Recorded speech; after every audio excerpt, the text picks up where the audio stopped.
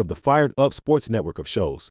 Please check out other Fired Up Sports Network podcasts like the P-Lot Pod, Water Cooler Talk, Bell Smashers, Philly Sports Love and Pain, Drunk on Broad, Beer Battered Sports, and the Fired Up Sports Show, which are available on all major podcasting hosting sites and social media.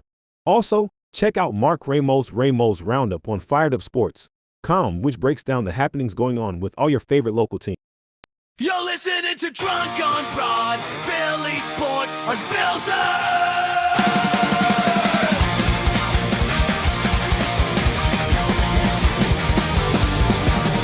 From Broad Street down to the bank, we bleed red, green, black, blue, and gray. Racial classes, game day pride, Philly's hardware, drunk on the ride. A.G. Elliott flying high tonight, Sixers lights up, the sky's so bright. Flyers crash like thunder on the ice, Philly swinging, everything's nice. Union chanting, passion loud and raw, city of grit, we break every law. Down! Drunk on Broad, no we don't sleep. City of champions, running deep. For another round, let's make it loud. Feel it forever. We're Broad Street proud.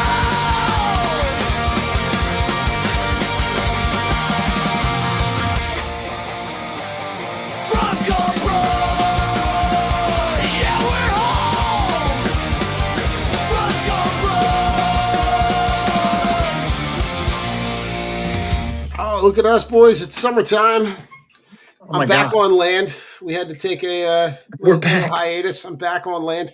I decided that in my travels, I'm just going to accumulate jerseys. So Fair. I found a sports store that sold a Bermuda soccer jersey. Nice. So Love that for you. yeah, it's it'll go right next to the ones from Antigua and Barbados, and we'll call it a little collection. But it's good to be back, boys. In the summer, we've got. I googled some stuff and I got some questions going into training camp that we'll kind of toss around a little bit. We're right in the thick of things with that interim time between OTAs and between training camp. So Yep. The wild season of speculations of things, especially around the league. So talk to me about where you are coming out of OTAs, post-draft, going into training camp. I mean, AJ Brown got traded. That was fucking crazy. Didn't expect it, Joe. Didn't expect Totally that one caught at off all. guard. I was like, Didn't know holy that was cow. going to happen. Did not know that. Blindsided. I feel good. I mean, all the reports that you heard with Mannion and Gizzard, like everything is just, it seems good. They're calling him a maniac genius, a maniacal genius. He's got a lot of motion, got a lot of things going on. I'm excited to see what Mekhi Lemon can do. I feel good. I feel good. I'm confident. Apparently Woolen stood out and was killing it, which thank the fucking Lord, because man, did we need a number two. You got Coop moving all over the place in this offense. They had him safety in the base packages. Safety and base, yep. And it's like you're utilizing your strengths of your players and you're going to get the most out of them. I am excited. Everybody, reporting to make it or break it year for Jalen. Shut the fuck up. He hasn't done shit since he's been here. Yeah, that dude's done absolutely nothing for the Eagles. He's trash. He's so bad. He's so bad that he's such a loser. Yeah, he won the Super Bowl. Should have won another one, the Super Bowl MVP. But he's so trash. So it's a make it or break it year. I'm just excited. It's all good things coming out. You want to see where the contracts are going to be going with Jalen Carter, throughout the season as it progresses, because I forget some defensive tackle just got fucking paid, and forget who it was. Who was it, Joe? It's from Simmons. Simmons on the Titans just got they backed up the Brinks truck and I mean, they Yeah, got money to spend. So Jalen Carter's like, yeah, I'm all about let's see what you can do this year. Be healthy, be a wrecker, and let's see what we can do. You know, there's still trade buzz out there for Max Crosby. Like, ooh, like yeah. I'm not mad about it. I'm still not mad No, about it, no, but but it's all exciting. Listen, and Joe, go ahead before I ask my first question. What? Oh, what I was gonna say. Could you tell I was gonna say something? Well, look. Either way, either way they come out. I think either way they come out smelling like roses. They, they're having There's obviously having conversations with Carter and Drew Rosenhaus and that camp, and what they want to do. I mean, obviously the Eagles would be smart to have a bunch of stipulations in whatever offer they would make to him. But if Yeah. they feel like that it's just not going to line up, and you could do a 1-for-1, or if it involves another player or picks for Crosby. I mean, I don't, I mean, I don't. Who wouldn't do that deal? Here's the thing, Joe. He's got 2 years left on the deal. They can franchise tag him for 2 more years. They could, right? Right? So like he's not going anywhere, right?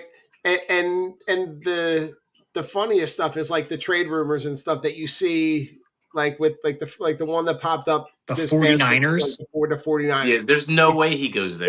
It's so erroneous. No way. Like there's no way, right? Because when you kind of read the tea leaves, right, and you read the back of the proverbial trading card, like the support system that he has here, right? The fact that he's got people on the team, he's got his everything is here for him to have his best success. Yeah. But like he's not going anywhere. He's going to get paid, right? And Regardless, right? He's getting paid. Quinion's getting paid. Coop's getting paid.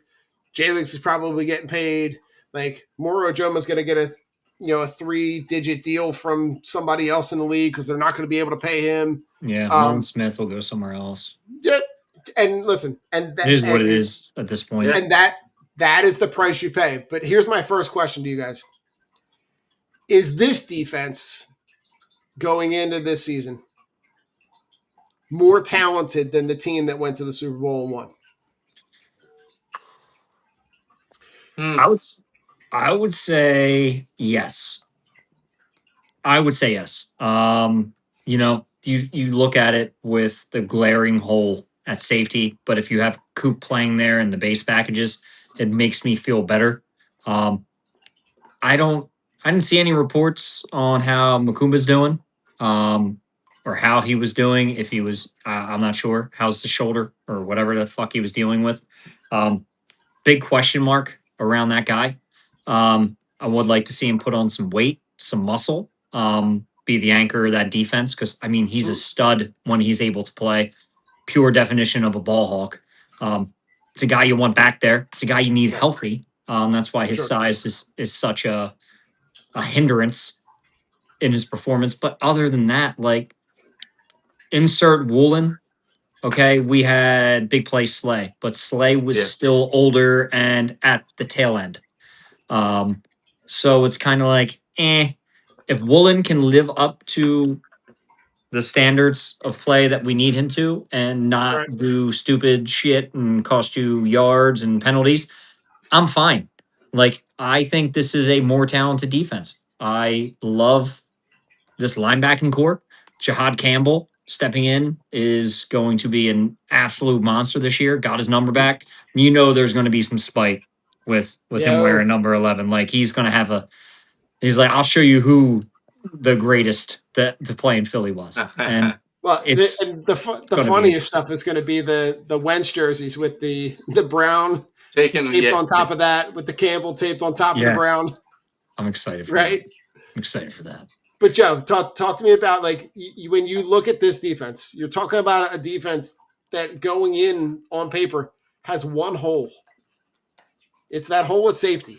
And it honestly wouldn't surprise me if that's a move that they don't make, right? You're talking about going into the season with Marcus Epps when Cooper DeJean is not going to be, like when he slides down and plays in the slot. Like, this defense is going to be really good, and they're really young. They're going to go into the season being one of the most athletic units in the NFL. Yeah, I mean, if you go player to player, at each position in comparison to the Super Bowl team, I mean, the acquisition of Jonathan Grenard was massive. I mean, Jonathan Grenard is Josh Sweat, but Jonathan Grenard, when healthy, is better than Josh Sweat. Yeah. I mean, production wise and what he's done over his career. So, they missed that last season for sure. They've missed Josh since he's been gone. So that's really the question. It's, Campbell, how's Campbell going to do as a starter, which I think he's going to be fine. But safety, I see them making a trade or at least picking up a quality veteran before the season starts. But Reek Willen's got a lot to prove. He was on a Super Bowl team. He won a Super Bowl, but he did get benched during the season. So Yeah. he's playing for a contract, whether that contract is here or for somewhere else. But For sure. they have, I think they have all the right players at the right positions, and obviously Vic just he's a magician back there. He sees the talent, he knows the talent, and he knows where to put these guys to play at a high, potentially championship level. So I don't really have any worry. It's about health. I don't have any worry about the scheme. I don't have any worry about the personnel now. So I'm the defense is the least of my worries. It's the offense, the new system, and the health of the offensive line. So yeah, and Joe, when you look at like those little undercover moves, right? Like they bring in AJ Epinesa, right? A guy who's got an injury history, but when healthy can be a guy that can be in your rotation and be really He's serviceable. Healthy. And he's your fourth or fifth, so yeah, you can't go wrong with that. Like when you look front to back, like, and you look at the unit, right, and you look at Jalen Carter, Jordan Davis, Moro Joma up front, right, and then you look at, Nolan Smith and Zach Vaughn and Jahad Campbell and Jonathan Grenard and Jalix Hunt, and then on the back end with Tyreek Woolen and Quinion Mitchell, Cooper DeJean, Andrew McCoop, like that the only real hole is at that other safety spot, and But if the defensive line plays like they should play, then that shouldn't necessarily be a hole. Right. For sure. Not going to be a glaring issue. For sure. All right, here we go. So, next question. What is the plan next to Andrew Makuba? Well, I mean, Coop and Base, and then I guess Cooper, Base, and Epps. Yeah, and Epps. For now, I mean, unless somebody lights it up in camp, or who else were they trying back there? Michael Carter, yeah. I mean, I'm not opposed to it if he can be serviceable. Like, again, it's like if the defensive line gets home and your linebackers can cover, which we know they can, like it minimizes that hole because your time to throw is not going to be 3, 4, 5 seconds. It's going to have to be quick. So just make sure your safety back there can tackle. That's why I kind of like Coop in the safety in that spot, especially because his ability to tackle, his ability to be around the ball. I don't know, man. Like, I want to see them go get I think there's still things swirling around Justin Reed in New Orleans, but it's like, we could, you know what fucking pisses me off? That Bayer decided to turn into something after he left, and he couldn't figure it the fuck out when he was here. But again, I think he was here with the Desai era. So nobody could figure it the fuck out. I get it. But it's he would have been that serviceable veteran. He was the defensive coordinator. Yeah. Yeah, and it's like you finally had the defensive coordinator that you need. I mean, Vic's been with us for a while now, but it's like you look back on like the swings and misses and the guys who leave and have great years. It's like motherfucker, like we wasted so much time with terrible coaching. Um, but I It think really you does. leave it as is unless like some guy gets cut, which they always do. There's going to be Yeah. a surprise veteran who gets cut. But it's not like I'm not going to New Orleans saying, "Hey, I'll give you a 3 for this guy," or this is like you're not giving up much. Like you want it to be more of like a Bigsby like kind of deal. Like here, we'll give you a 5 and Oh a yeah, 7, or like sure. for Johnson, we'll give you a 7 if you're going to cut him like just this way, so you have something because he's not Yeah. happy being there. But it's like you're not going to like if I'm trading picks, I'm getting Max Crosby and seeing Nolan Smith. He's going to the Raiders to be with N'Kobe Dean. Like it is what it is. Yeah. But like I'm not really that vested into going after somebody because Right. the price is going to be too high. See what Yeah. happens, Yeah. see who gets cut, and what veterans out there. I do like Kenny Clark. I think Kenny Clark Yeah, was the guy for that they sure. brought up. I mean, he could play some safety, and he has ties with Sirianni. I wouldn't be or Kenny Moore, not Kenny Moore, Clark, yeah. Kenny Moore. Sorry, Kenny Moore would be a decent addition. He's played a little bit of safety, like that'd be cool. Serviceable veteran, cheap. But it was weird because all the stuff with Justin Simmons wanting to come here and never got Yeah, signed. Like it's very strange it's when I weird feel like that when never they, got that never materialized. yeah, it's like I think it odd. was It's like, money. I think he wanted too much money. is that what? Yeah, I mean, it had to be I because it's mean, like like it was what? the perfect. It would have been the perfect plug and play. Vic, this defense, guys that were already here. I think he priced himself out He of. priced himself out of the league. He Yeah, retired. and yeah, I think he did, which is, I mean, It's kind of crazy. crazy. I mean, do you want to a chance to win a championship? But I can maybe just couldn't put his pride aside. I personally I think it came down to money. Yeah, I All mean, right, go after somebody who's serviceable and see what happens, but don't do anything crazy. We don't need it.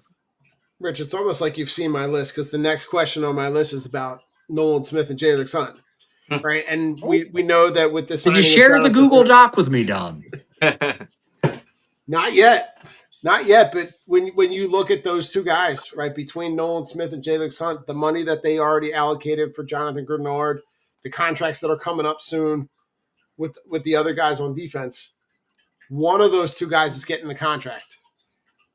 Is there any way that Nolan Smith has an opportunity to stave off Jalen Hunt and stay claim to that contract? Go ahead, Joe. He has to have. I mean, he's got to have a first rounder kind of year.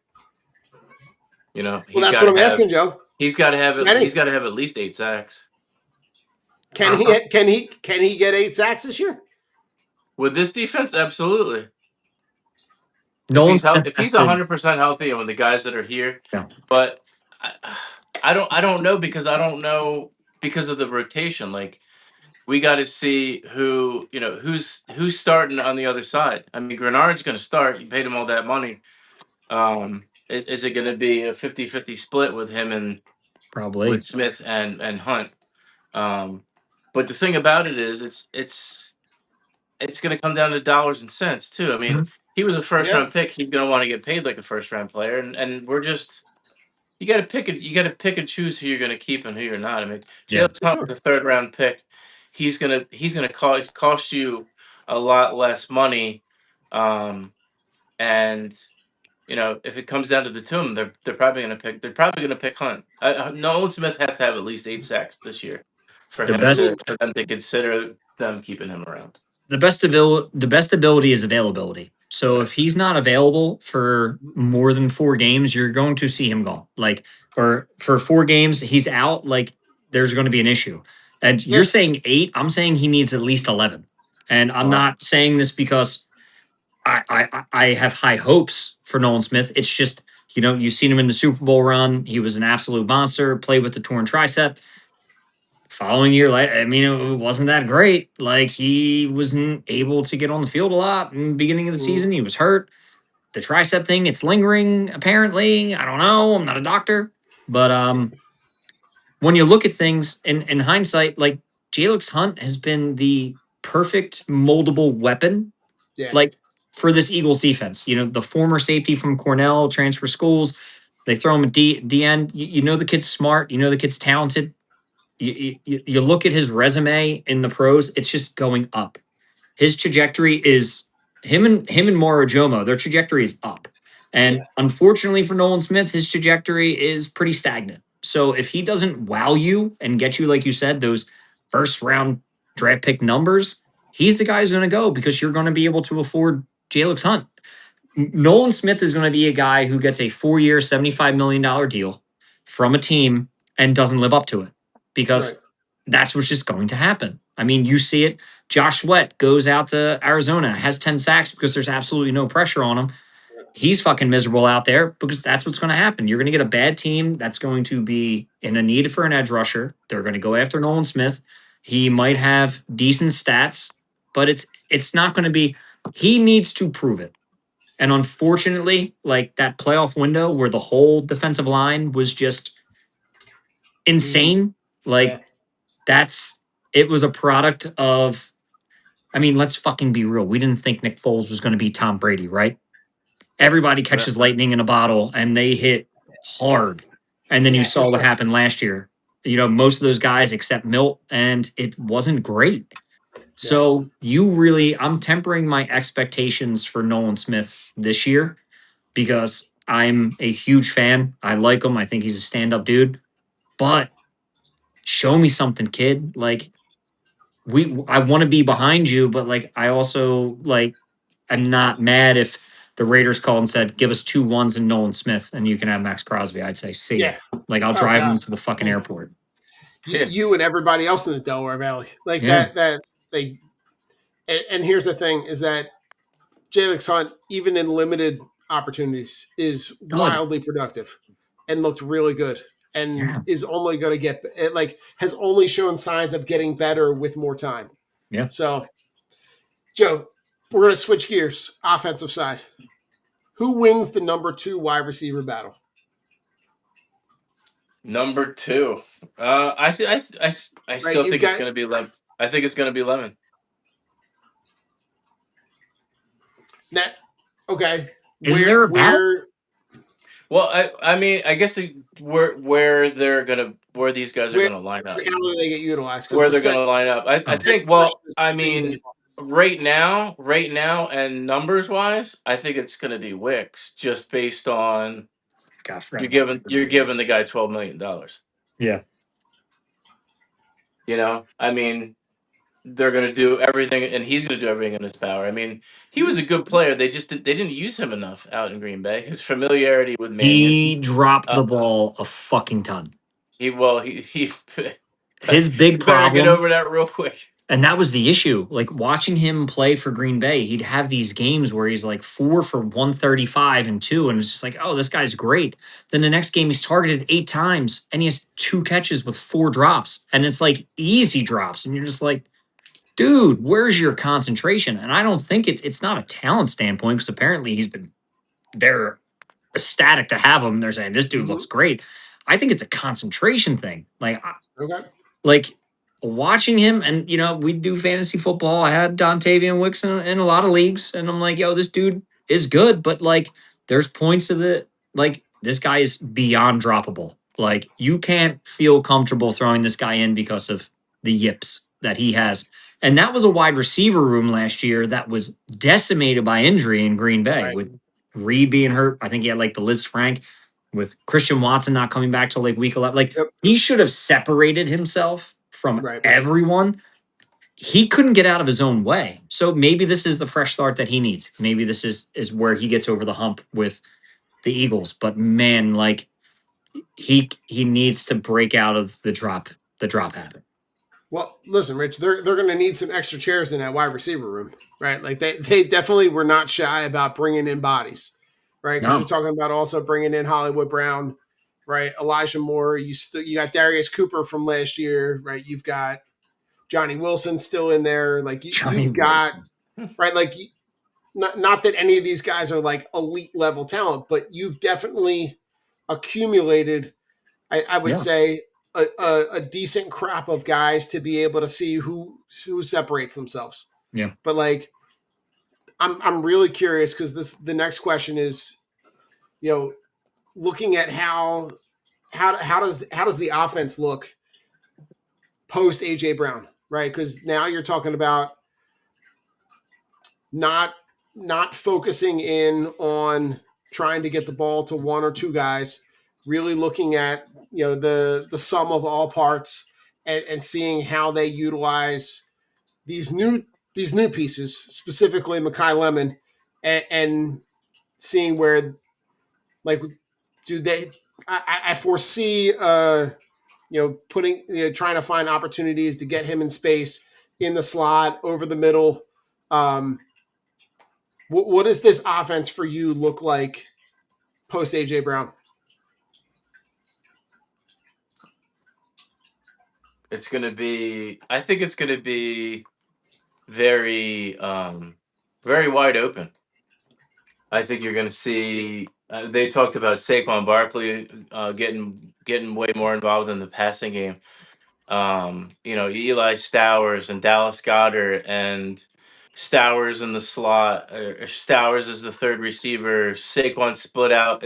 Like there's going to be there's going to be so many different concepts that I think it's going to confuse the defense because but last year Smith's getting the ball or Brown's getting the ball. Smith's getting Right. the ball or Brown. But we might have as well not even had a third receiver. We because Yeah. he never got the ball. He never saw the ball. He was never part of the lineup. So now it's going to be, Smitty's your guy. Absolutely, Smitty's your one. But it could be split out wide. Smitty could be lining up in the slot, and Wicks and Lemon are split out, or Wicks and Brown are split. But it's going to be this offense is predicated on flexibility, and the quick passing game and yards after the catch. Like that's Mannion's. It seems to be of the expertise of getting these guys in space and letting them do work. And he's going to find and line them up where the matchups are going to benefit the offense. You're going to see a lot of two tight end sets, which, the Eagles liked anyway. But Stowers adds that next dimension where he can start on the line. All of a sudden, you move him out into the slot, see what's going on. That to me, it's scary. And especially if they're going to utilize Saquon in the passing game, which we haven't been doing. Saquon's going from like a 60 catch guy a year to coming here and it's like barely cracking 30. Barely getting any looks, and it's just like, well, why is this? But we know the offense ran through in the passing game, AJ, Smith, Goddard, and that was pretty much it. Insert a guy in Tampa Bay who got Bucky Irving a lot of catches, Rashad White a lot of looks, utilizing these backs. Yeah. I'm excited to see what Saquon can do. My bold prediction of the year is you have Devontae Smith with 110 catches and 1,300 yards for 8 touchdowns. You're going to see a Devontae Smith who, in my eyes, that I've been saying since he was drafted, is the best route runner in football, is the best wide receiver on this team. He has all the intangibles. The kid is shifty. You don't really hit him. His hands are exceptional. His footwork's great. The things that you wanted to see in him being a leader and not the diva-esque and I need the ball. Like, dude, ball ain't thrown to him. He still hustles off. He doesn't say shit. Like, right. I love Schmitty. I like his attitude. It's great. Okay, you take out Stowers. You throw in Wicks, Lemon. Okay, well, now you got a ton of speed. And you got a possession guy in Lemon, which he should fill that role. Mm-hmm. Okay, well, everybody's concentrated on them. You still got Saquon. You still got Dallas Goddard. Like, it's going to open things up. My main concern is Jalen going to be a pocket passer or is he going to run? Because Jalen needs to be more decisive on if he is going to run instead of hanging back there because he kills teams with his legs. And we saw a decrease in the runs last year unless they were like a shitty fucking design run that everybody knew was happening and it usually netted for nothing. I'm interested in seeing. Yo, Adam, what's up, dude? I'm interested in seeing how this offense can progress, but I need to see them in the preseason. I need to see these guys together at least for a series. Like this whole bullshit of we got to sit all of our guys. Like, dude, the Bengals team played like a full quarter against us to get on the same page. Like sometimes your guys need that. You need the confidence. You're going out there against the third, fourth stringers. Go put up some numbers. Get the feel for the game. Like every year, our preseason, our season starts in week 4. And it fucking sucks. And I hate it. Like I want to see these guys week 1 come out congruent and on the same level. Yeah, I think when you're implementing a new system like this, I think you're going to need to. Now we know that the preseason is always as vanilla as it possibly gets, but you're going to need time for these guys to be on the field. But Rich, something that you touched on just now with the coaching staff, right? Knowing one that you're transitioning to a new system, but two, seeing how Jalen has responded to the coaching this offseason has been a huge thing to see that it's a really positive response to this new system and the new challenges that this system brings. But I think bringing in two or three other guys that were interviewed for that offensive coordinator position, right? Bringing in Grizzard, bringing in Josh Johnson, bringing in those guys on the staff, guys that they had once considered for the offensive coordinator position. Having those other voices in the room and having Josh Grizzard as a guy there that has implemented systems like this, all of those voices in the room can only bring a positive to me. And I'm looking at this and going, the most important part about all of this is the offensive line. And the fact that you're coming in off of this offseason with a healthy offensive line. Everybody got their stem cells.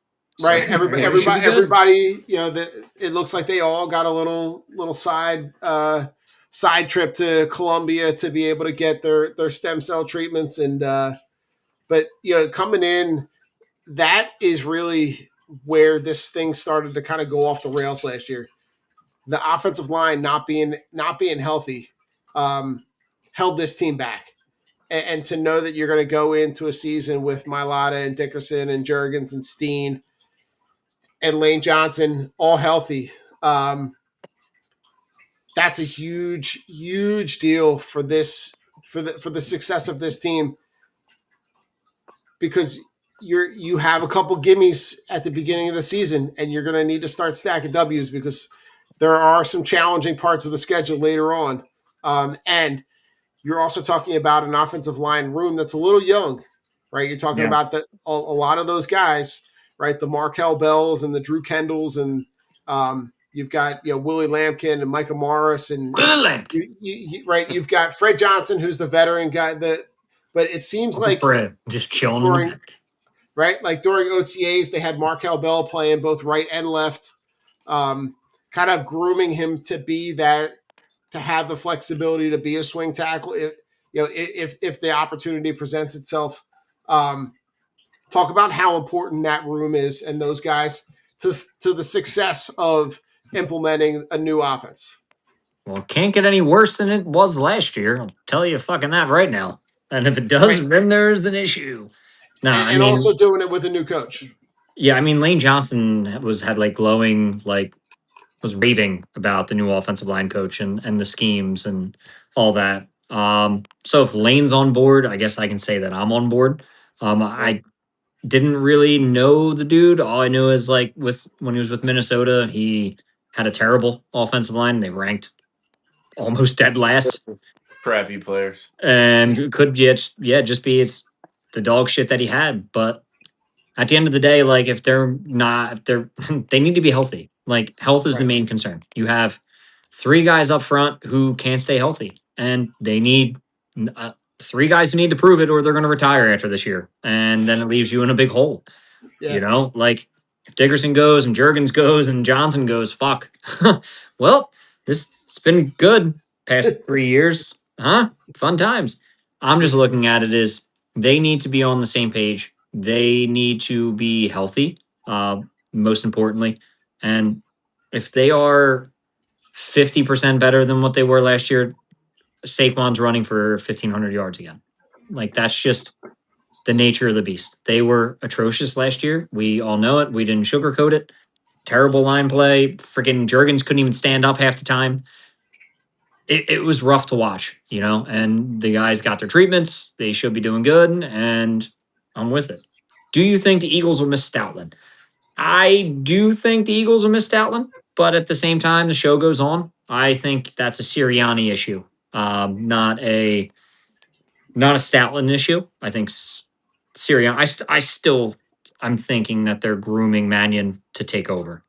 Yeah, it definitely seems that way. But Rich, to see and hear how some of the offensive linemen, when they're interviewed, how they're responding to the new coaching, from the new offensive line coach, from Chris Cooper, like all positive. Yeah, it's not like you're hearing a lot of it almost like it's like a refreshing thing to have this new thing to be able to work on. Not to say that Jeff Stoutland wasn't like who else plays in a city where the offensive line coach, but like to have the opportunity to do something fresh and new, it does reinvigorate them just a little bit. But yeah, outside of the offensive line, right, Joe, talk about how important this season is for Jalen Hurts, because Jalen Hurts is right the information that's glowing in neon is the Eagles not giving him the extension yet. Yeah, I mean, he has to. I mean, don't get me wrong. There's going to be bumps and bruises and growing pains and all that. But I mean, every time that we've had this conversation, or you listen to the TV or sports radio or the local media or the national media, they're always questioning Jalen and can he do it and is he the guy and this and that, and year after year since high school with the different coordinators and the different offenses. Yeah. All he does is win. All he does is Yep. raise his game and find a way to Mhm. say, "Hey, you know, look what I'm doing." He does it. He does it with his. He does it with his play. He finds a way to win games. It might not be pretty, but it doesn't matter, and that's what he's always preached. He might not have the 400-yard game and the 5 touchdowns and the 70% completion percentage, but he finds ways to win games. He keeps his team in the games, and I mean that's all you can ask for. And he's the For sure. ultimate competitor, the ultimate leader. So um, time and time again, he's always answered the bell. So I have no doubt, and there's no reason for me to be worried or concerned that he won't do it again. they hate sure. Jalen. Let's be real. The national media hates Jalen. And our own town does. Yeah, it boggles Yeah. my mind that the dude can just win consistently and do what is asked of him, and for him to get shit on in the media and to put guys like Justin Herbert and Trevor Lawrence and Brock Purdy like in front of him. It just like it blows my fucking mind, and I just don't understand. Yeah. Like, I am critical of his play at times. Yes, but he always improves. That's the thing. Like, he hasn't had a regression. The only regression that he's had as a runner, which I get it. You don't want to Yeah. get fucking hit a million times all season. You need your quarterback. He's making some good business decisions on his part. But For what sure. more does the guy have to fucking do? But like, for the national media to spit in his face and be like, Trevor Lawrence is better. Get the fuck out of here. What has Trevor Lawrence done? What has CJ Yeah. Stroud done? CJ Stroud was exposed this playoffs and still had a chance to win with one of the most abysmal games that we've ever seen two quarterbacks in Drake May and him play. AJ Right. Brown wanting to go to New England was like, I have so much so much animosity towards that because Drake May fucking stinks. Yeah. And he was terrible in the Super Bowl. He was terrible all playoffs. This is the guy that you want to go play with? Sit down and be quiet. Right. But the national media's attention to Jalen is they hate him because they ain't him. He's not flashy. He speaks in quibs, which to me is cool. Like, yo, the roses, the roses are roses. We're gonna water them and we'll plant them in the garden. Like, it's like I don't know what the fuck that meant, but it sounded cool, bro. Coming from you, coming from me, people are gonna call me crazy. But like, yo, dude, it sounded smooth as shit from you. But Keeping you the main cannot thing the say main that. thing. Keep the main thing the main thing. You can't And they say all Dak say it. Prescott is getting it done. You can't say that Jaden Daniels is getting it done. You can't say 90% of the quarterbacks that are better than him. No, Jalen is a top 5 quarterback, whether they Yeah. like it or not. Yeah. And Rich, here you go. Here's the stat that I bookmarked on June 18th. The QBs in the class of the 2020 draft. Or not 2020. You're talking about Joe Burrow, Jordan Love, Justin Herbert, Tua. 6 combined playoff wins between all of them. Yeah. Jalen Hurts. 6 playoff wins. Yeah. What has Like- Joe Burrow done to be glorified on and put on a fucking pedestal? He's got T. Higgins and Jamar Chase, and he still can't fucking win games. Right. At least he got to the big game. He got to the big game. I mean, You can say that. fucking You can't sucked. say that about any of these other guys. I mean, No, Joe, Justin but, Herbert's like, played nothing but terrible playoff football. His whole career, he's played terrible playoff football. it really is mind. He hasn't even won a playoff game. No, he Justin sucks in the Herbert. playoffs. Justin Yeah. Herbert has 0 playoff wins. It's mind blowing. It's mind blowing to think that that's a thing. But, all right. Look at Joe. Any concerns about? I mean, I know we talked a little bit about defense, right? But the quarterback core, or the linebacker core, looking at losing the quarterback of that defense in Nakobe Dean, right? You're going to have Jahad Campbell step into that role. The guy that we heard a lot about in camp because Jahad Campbell wasn't on the field during OTAs was Jeremiah Trotter Jr. You're talking about, also a guy in his second year that has shined on special teams and Smile Mondon. Seems like they have enough depth to be able to get kind of over that loss. Yeah, I think they'll be fine. I think, they might not hit the ground running like they did with the Nakobe. And Nakobe played Pro Bowl caliber football, so you have to give Campbell his time to get back into the mix. But whenever he did start, he made plays and he looked like he belonged there. So Vic, and then you have Vic. Vic's not gonna sell him short. Vic's gonna put him where he needs to be, and he's gonna get it. He's gonna make sure that he's ready to go. And I'm really not that. To be honest with you, I'm really not that worried about it. Because I think as Zach Brown, or Zach Bond, if you ask Zach Bond, he had somewhat of a down year.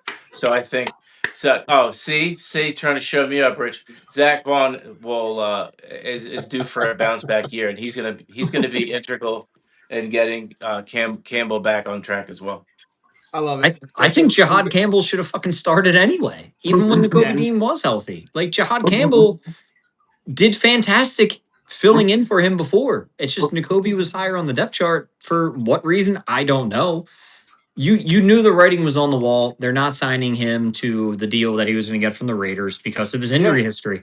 It's all injury stuff. It has nothing to do with the talent of these players. It's just right. I'm glad that the Eagles are so in touch that they're like, hey man, we love you. You are a talented motherfucker, but like you can't stay healthy. We're not shelling the money out.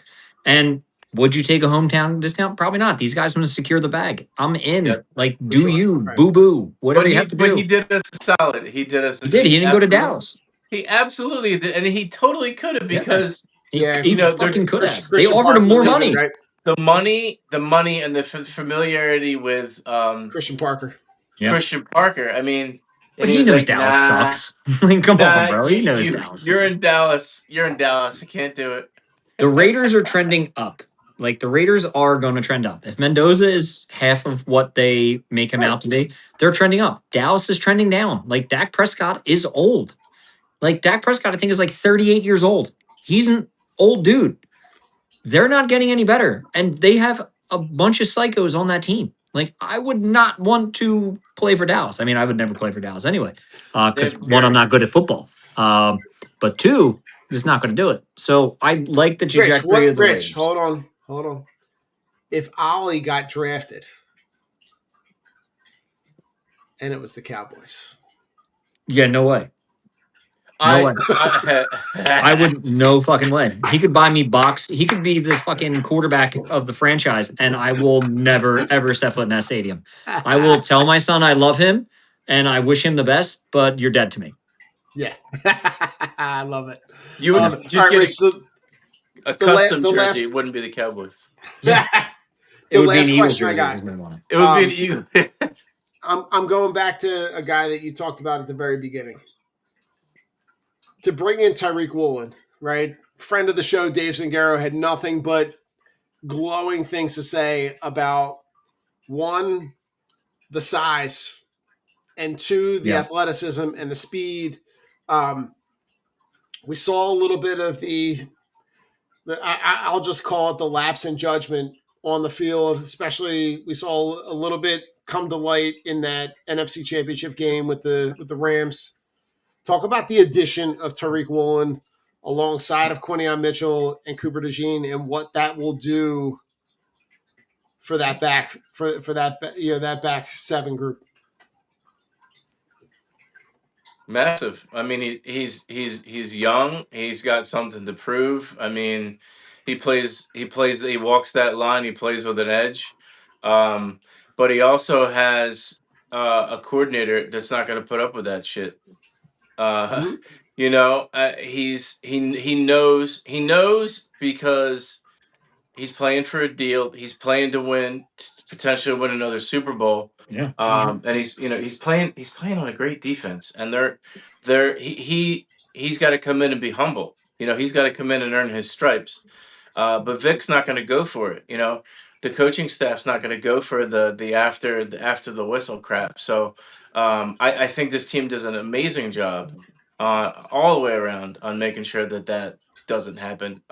Besides Jalen Carter, but Dak spit first. I love it. I see him, getting his shit together because he knows that he has to. He's got to come in here and prove himself and show that he's the guy. And I think he's going to do it because of the size, because of the speed, because he's been in a winning environment. And he has a lot to prove because he's on a new team. So I think it was a great signing. He's in a great situation, and I can't believe we were able to swoop in and get him at the number we got him at. Yeah, I think he's. I mean, let's just go through the list of last year. Adoree Jackson, better than Ja'Cory Bennett, better than Michael Carter, better than Keely Ringo. We're all better than him. Like hell of a special teamer, though. Hell of a special teamer. Yeah, you got to keep him for the special team. You need a gunner. It's a huge upgrade. Now it's okay. Pick who you're going to throw to. You're going to target. You're going to target the nickel. Good luck. You're going to. It's going to be very hard to pass on this team, and I think that's what we've been missing is a solid number two to make it hard. Because you knew when they weren't targeting Quinion, they are picking on Adoree Jackson. They are picking on Keely Ringo. And there's nothing you can do to stop it. Even when they're throwing a safety over top. Well, they're getting beat off the line. Safety's playing 15 yards back. It's tough to make up that ground. I am excited to see what they can do. I think the defense we're a little bit more optimistic on because we know the consistency and we know the X factor in Vic Fangio. I am excited to see what he does. And if Vic is happy with him, that means the world because you've seen them sign big name acquisitions, Bryce Huff, and this dude couldn't even see the fucking field. Yeah. Like, that's the crazy shit. Vic does not play. Right. And if you The either best fall 11 in are gonna line play, or right? you Yeah. fall out. Yep. That's Let's it. see what happens. Gentlemen, anything that we didn't touch on that you wanted to touch on? No, I think you pretty much hit it on the head. Everything that I was amped up to talk about, I think we covered. That's pretty awesome. All right. Well, final thoughts. Final thoughts. Yo, shout out to my freaking Dodgers 8U team. My God. Dude, crazy. Crazy. But big shout out to dude, it was a tough game. You know, we were down early. We were down. I thought it was 11-0. Like, at one point I turned around. Yeah. Well, hey. You know what the funny thing is, though? I never wore a Dodgers hat. Also Okay. proud of you. Clap to that. All right. I would not. Yeah, I'm like, dude, if we're not, that's just how I am. I wore an Orioles hat last year when we knew Orioles because I liked their colors. I'm like, I'm not wearing an evil empire. And the funny thing is, we were treated that way. They had fans lined up, noisemakers, everything. We had like 6 people in the stands because it's just like, yeah, it's important, but like the other team was into it. They wanted to win. Like, they were out there to beat us, and they made it known. Hey. And they battled, you know, we were down a lot, you know, which I thought was, but it really wasn't. In the last inning, they moved in their third baseman. One of my weaker hitters was up, my boy Cairo. They moved the third baseman up. Dude, Cairo right over his head, saved the inning, and Antonio drove in the game-winning double. So it was cool. So shout out to the team, and you know, shout out to you guys. Father's Day just passed, so happy Father's Day to you, gentlemen. Happy Father's Day, you as well. It's the most rewarding, difficult job that we constantly get wrong, but our kids don't see it. And we want to pull our hair out, but guess what? We keep doing for our families, and best job ever. Oh yeah, we're all pulling our hair out except Joe. Joe's got a nice fighting the good fight. Yep. Yeah, it's still there. Yeah, for we're now. all pulling our hair out. Enjoy it still while you there got for it, now. Joe. It's a nice cut. Nice. Joey, what do you got? What do I got? Hey, get yourself a dog. I got 17 of them. No, man, just I love it. Summertime, get yourself outside or get yourself a weight bench. Get yourself in shape. Get yourself to the shore. Eat Let's right. go. Get your mind right. You eat right. Your mind gets right. So, and don't forget to wear pants. I mean, pants are always optional, depending on depending on where you are. Like, if you're going to go grocery shopping, you probably should wear pants. But Nice. You Nice. probably should. Optional. We've all been to Walmart at 3 a.m. We've seen some things. We've seen some things.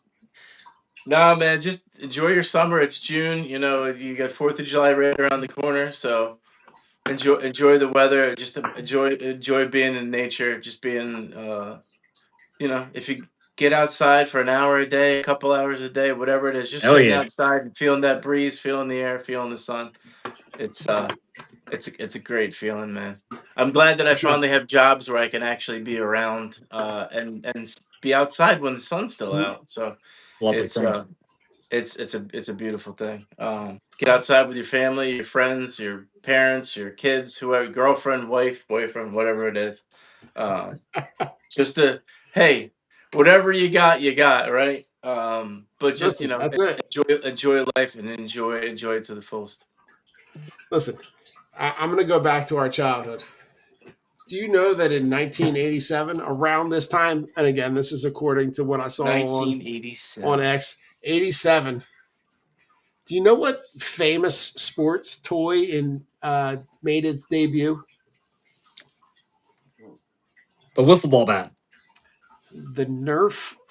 The Nerf football. The Turbo. The Turbo.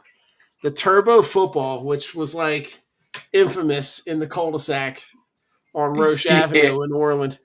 That thing, we must have went through about 74 of those things. But that was, I saw, and then there's like the commercial, and the commercial was funny because like it's got a kid who's like throwing a pass, and it's got like a sign that says like New Jersey, and the kid that catches it ends up in like a jungle in India. It's like It's crazy. it's awesome. But like that took me back a little bit because like I love that kind of stuff, and it was just like it was very nostalgic to remember that part of childhood because it was just like summer hit and Boom. you ate breakfast and you were just outside and you were outside all balling. day Yep. until it was dark, and then when it was dark, then it was kick the can and it was running. It was just like just being outside that entire time, and it was just a cool thing to see and to remember because it's like something that you forget about, but then once you see it, it like instantly takes you back. I wasn't born in Don. 1987. Good memory, Don. What'd you say, Rich? Sounds great. Must have been a great time. Diapers. Rich was -2. I was -2 years old. At the time when the Nerf football came out, I wasn't even in my dad's balls yet. Crazy. Do you know what else came out in 1987? What? You got the Floobie. The Floobie. Nice. As you can tell, Joe, I don't need any. Do you remember the Floobie, Don? Oh, I mean, I do, but I don't need any help in that department. Rich, are you familiar? No, what is it? Oh, it was the most bootleg shit ever made, dude. They had a connecting piece to your vacuum that you could cut your hair with. Oh, okay. I know what you're talking to. That's fucking wild. Some Edward I'm sure you Scissorhands could shit. get one. You should well, you don't need one now, but does it have anything for back hair? Get one for your kids. The next Ollie, look at this. I got a Floobie for you. You could start and your wife. You could start doing home haircuts. And but don't tell them. I'm not going to tell you I'm cutting your hair. I'm just vacuuming your hair. Oh my goodness. Thanks, Adam, man. Appreciate you, brother. Awesome. All right, well, Rich, take us on. Listen, the other thing I wanted to mention, the World Cup. World Cup has been fun to watch. It's fun that it's in our city. It's kind of cool to see those different countries kind of taking over when they come in. World Cup is fun. What is it, Norway, where they do the rowing? That's awesome. Is it Norway? I believe so. The whole stadium and the whole team, they all do it at the exact same time. That's pretty cool. They bang a drum. It's like they're all in unison, like they're paid professionals. It's pretty badass. Awesome. Fucking soccer. I'll tell you. Well, we're Drunk on Broad. Thanks for tuning in. I'm Rich, Don, Joe. As always, you stuck around, you fucked around, you found out. Fuck Dallas, fuck Sean Watson, fuck Spike Eskin. And if you ain't with us, you're against us. All day, we're Drunk on Broad. Peace out, Philly. We love you. Long live Davion Taylor. I hope he lives a very long. Go Birds!